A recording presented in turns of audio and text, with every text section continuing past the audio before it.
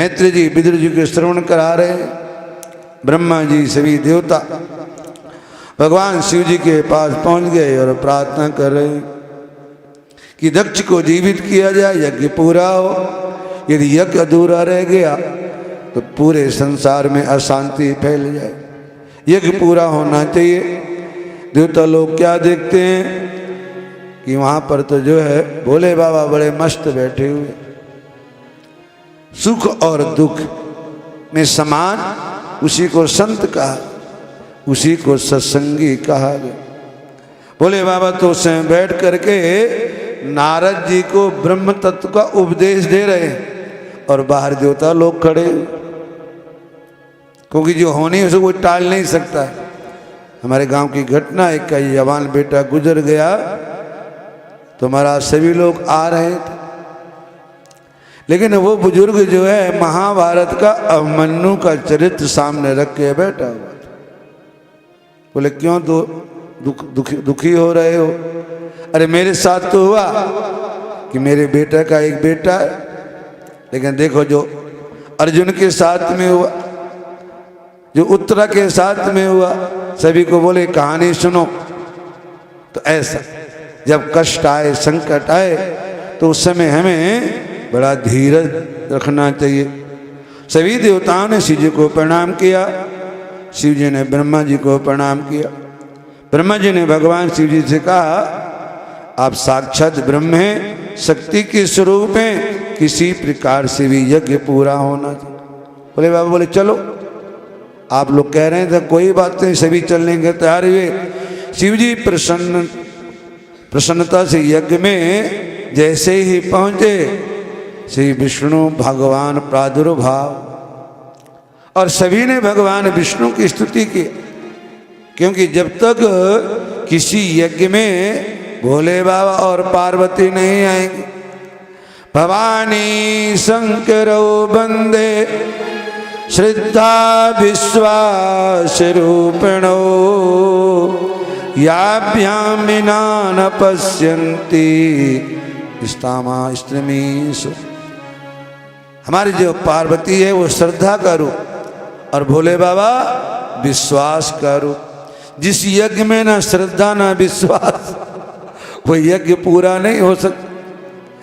और जहाँ श्रद्धा विश्वास होती है वहाँ तुरंत भगवान के दर्शन। नारायण वहाँ पर प्रकट हुए, सभी ने प्रणाम किया, प्रार्थना किया है। नाघम प्रजेशबालानां वर्णये नानुचिन्तये देव माया विभूतानां दंडस्तविर्धितो।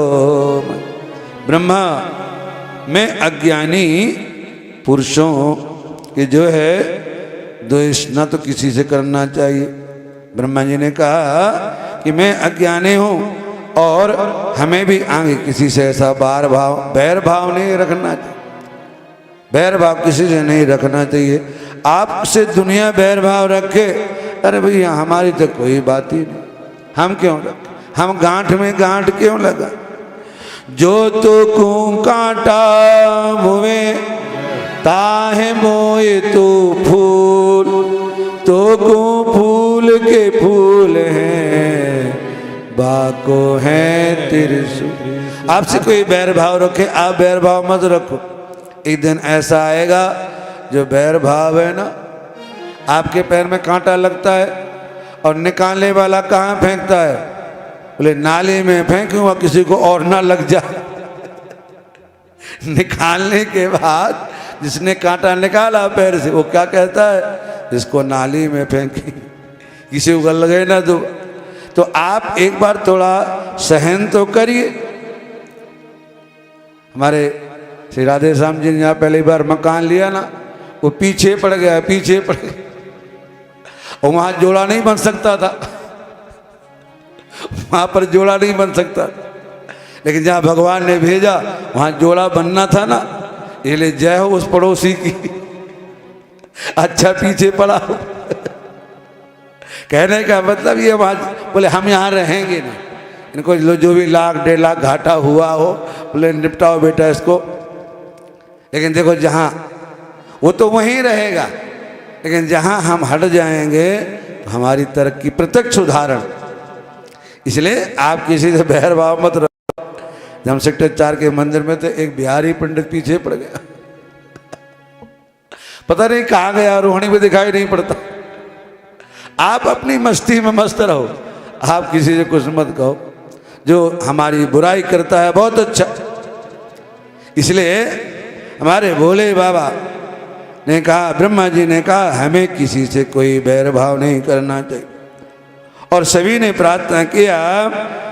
दक्ष की पत्नी ने भी स्तुति किया है, स्वागतम ते प्रसीदेश तुभ्यं नमः श्रीनिवासास्या कांति मात्रायिना त्वामृते धीश नागैर मुखा शोभते शीर्ष बंधो शीर्षहीना कबंधो यथा पुरुष।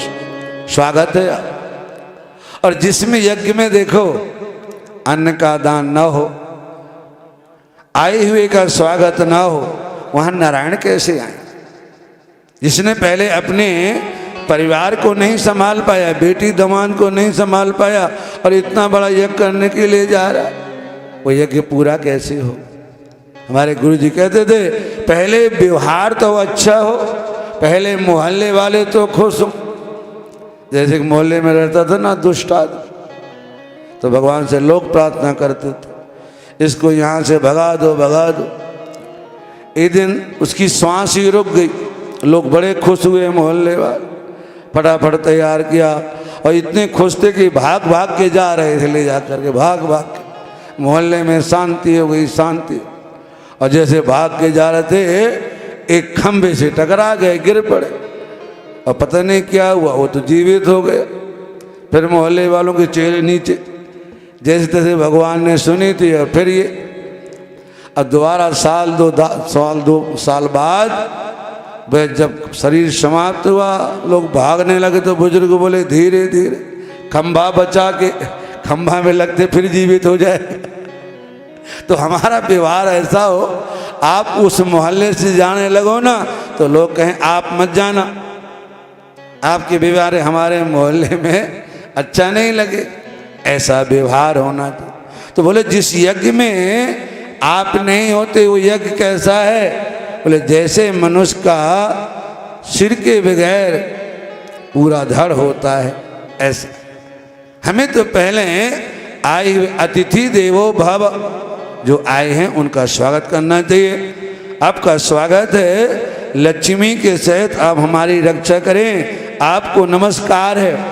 और आपके बिना अंगों से परिपूर्ण यज्ञ वैसे ही शोभा नहीं देता जैसे सिर के बगैर पूरा शरीर।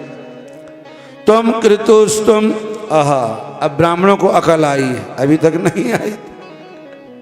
अब ब्राह्मण लोग भी कहते हैं ना, हम तो ऐसा जब करेंगे ब्रह्मा जी आ जाएंगे, देवी आ जाएगी, और आती है। अब लोग मानते भी कि हनुमान जी महाराज आते हैं किसी के ऊपर। अरे हनुमान जी को जो महाराज सुरसा नाम की राक्षसी है वो कुछ नहीं कर पाए, बड़े बड़े कुछ नहीं कर पाए। लेकिन एक कलयुग के व्यक्ति कहते हैं हमारे ऊपर हनुमान जी आते। कितने शक्तिशाली होंगे वो जो हनुमान जी के भजन को झेल लेते हैं। अरे भैया किसी ऊपर कोई नहीं आता। ये छोटे मोटे जादूगर पहले चौराहे में दिखाते थे, और चौराहे में कोई जादू देखता नहीं है तो उन्होंने अपने कार्यालय खोल लिए। इसलिए उनके चक्कर में मत पड़ो। यदि इतने बड़े चमत्कारी होते तो उन्हें कार्यालय नहीं खोलना पड़ता।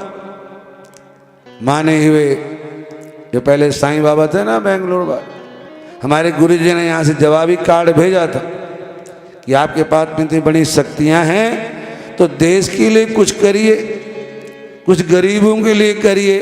तो वहाँ से जवाब आया वाकई, बोले ऐसी शक्तियाँ हमारे पास में नहीं। लेकिन हम लोग विश्वास करते हैं, अंधविश्वास में पड़ जाते हैं। चौकी आती है, ये आती है, ऐसा कुछ नहीं। लेकिन अब ब्राह्मण लोग कह रहे हैं, तुम कृतुस्तुम हविस्तुम हुतासा स्वयं त्वमि मंत्र शमिंद्राणि पत्राणि च तम सदस्तुर्विजम दंपति देवता अग्निहोत्रम सोया सोम आज्यम पशु। अरे आप ही सब कुछ